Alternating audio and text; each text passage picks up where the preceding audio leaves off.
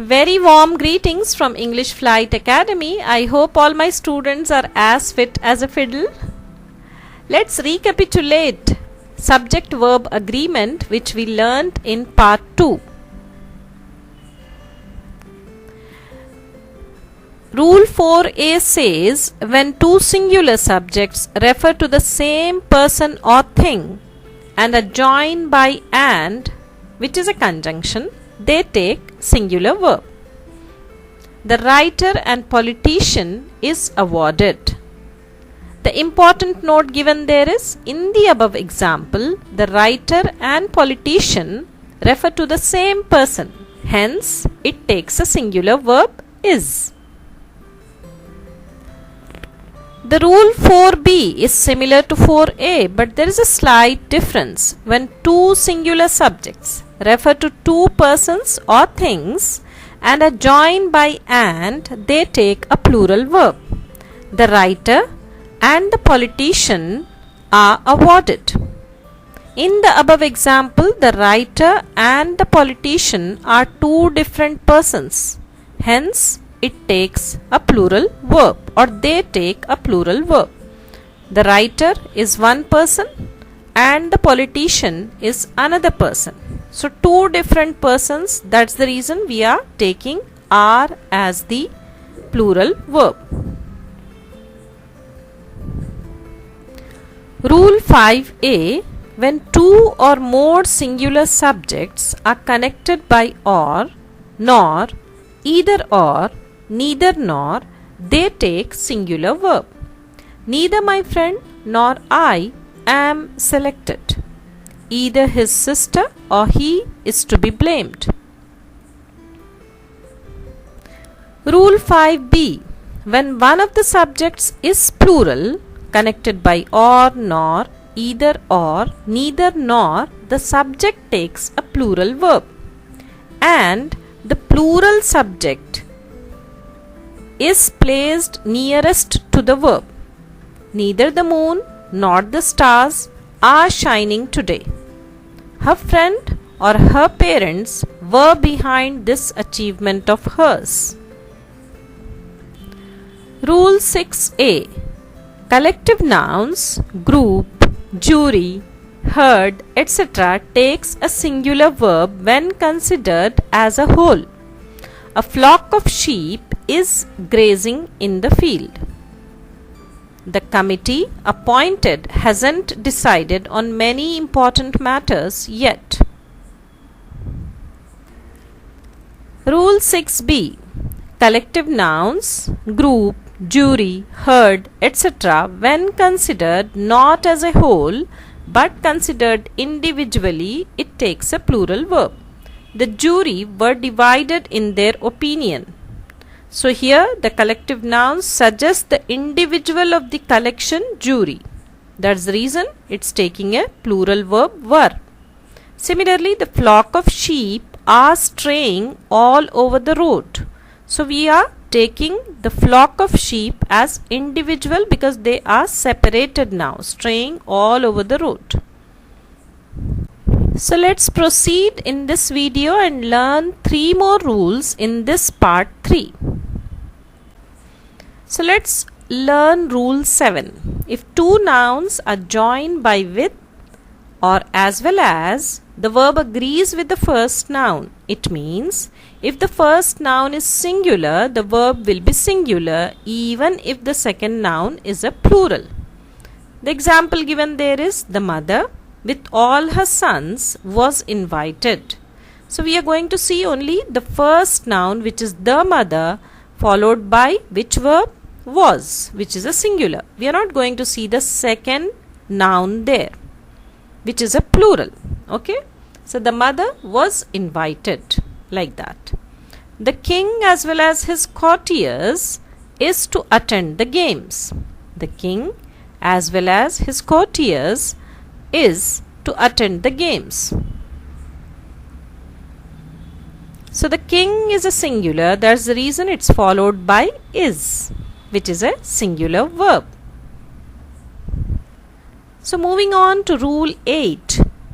Either, neither, each, everyone, many a must be followed by a verb in the singular. For example, neither of the two men was entrusted with the task. Neither of the two men was entrusted with the task. So what are we seeing here? We are only seeing that the sentence is beginning with neither and it is followed by was. Even though it's written there neither of the two men, we are not going to see that particular noun and it is followed by only was. Neither of the two men was entrusted with the task. So when the sentence is beginning with neither, either, each, everyone, many a, what is it followed by? It is followed by a verb in the singular. Each of these places is found in India. Each of these places. So don't go by that these places, which is a noun. We are going to see how the sentence is going to begin. The sentence is beginning with each. So each is followed by a singular verb. Each of these places is found in India. Many a man does not agree to his faults. Many a man does not agree to his faults. He asked me whether either of the servants was suitable for the job. Either, okay, even though it's coming in the middle, either is followed by a singular verb was. He asked me whether either of the servants was suitable for the job. So the rule 8 says either, neither, each, everyone, many a must be followed by a verb in the singular. So moving on to rule 9, the following nouns which are plural in form but singular in meaning. Plural in form because it's ending in S. Mathematics, it's ending in S. But singular in meaning. Generally take a singular verb. For example, mathematics is one of my favorite subjects, not are. Okay. Today's news is very interesting to read. Today's news is. Even though news is ending in S, we are going to take is because it's singular in meaning. News is singular in meaning. That's the reason it's followed by a singular verb. Now this is one of the most important rules. Okay. Rule 10. When a plural noun denotes some specific quantity or amount considered as a whole, the verb is generally singular verb. Okay. 10 tons of coal is loaded on the truck. 10 tons of coal is loaded on the truck. So 10 tons is taken as a whole here. That's the reason it is followed by is, which is a singular verb. 50 quintals of wood was not enough for the bonfire. 50 quintals is considered as a whole, so it's followed by a singular verb which is was. I hope it's clear.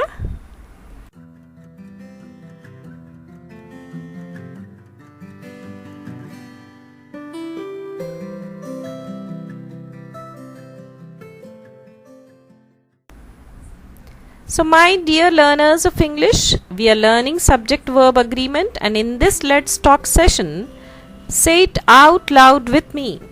Rule 7. What does Rule 7 says? If two nouns are joined by as well as, the verb agrees with the first noun. That is, the first noun is singular in this case, which is the garden. Okay? Joined by as well as, and the second noun is the stables. Even though second noun is these stables, we are not going to take are there. We are taking is there. Okay, the garden is attached to the villa. Like that. So what is attached to the villa? The garden as well as the stables is attached to the villa. What is attached to the villa? The garden as well as the stables is attached to the villa. What is attached to the villa? the garden as well as the stables is attached to the villa.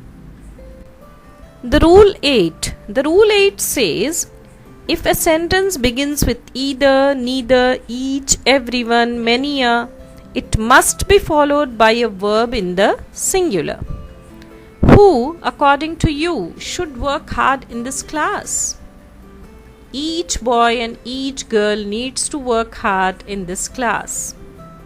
Who, according to you, should work hard in this class? Each boy and each girl needs to work hard in this class.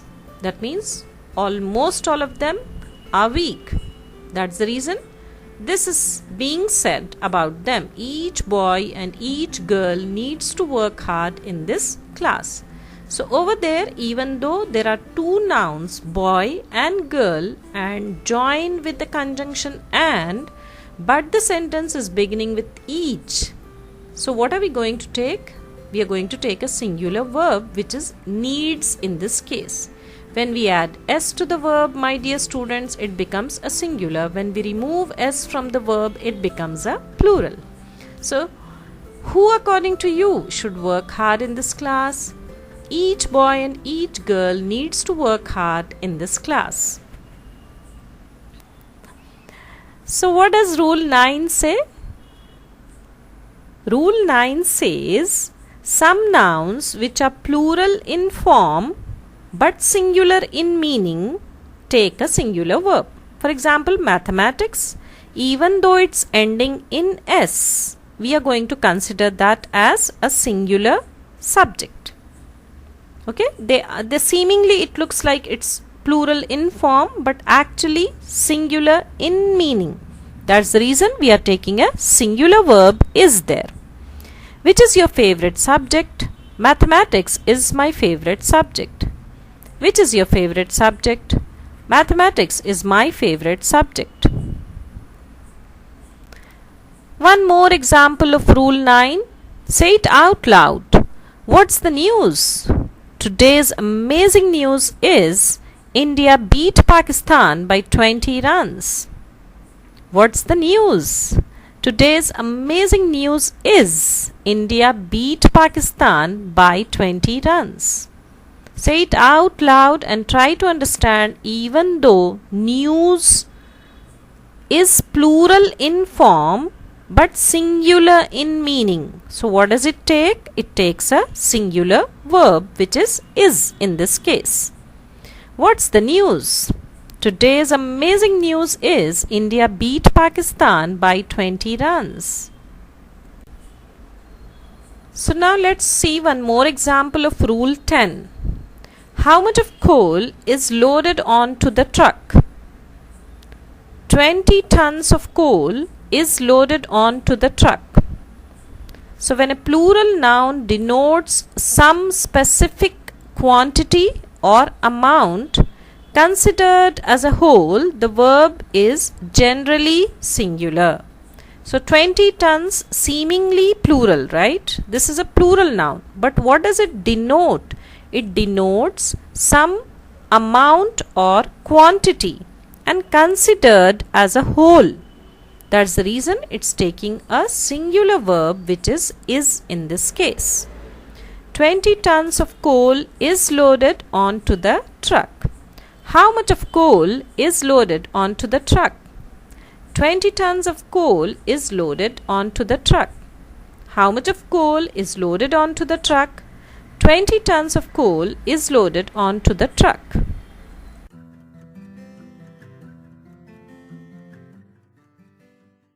So my dear learners of English, this is one of the most important topics of English grammar which we are dealing in these videos. This is part 3, subject-verb agreement.